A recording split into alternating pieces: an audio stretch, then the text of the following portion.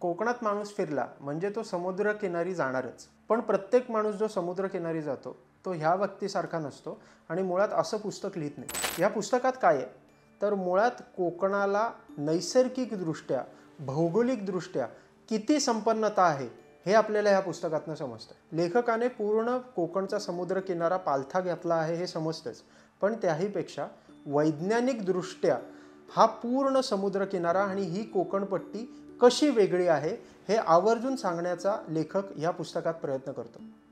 पुस्तक वाचताना तुम्हाला समुद्रकिनारा एका वेगळ्या प्रकारे समजतो.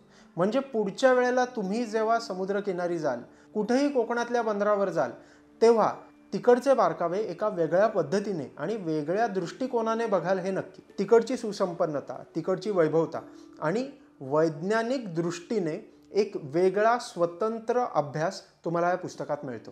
पुस्तकाचं नाव आहे माझा समुद्र शोध.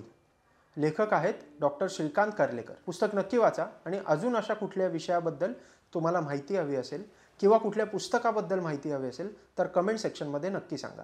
धन्यवाद.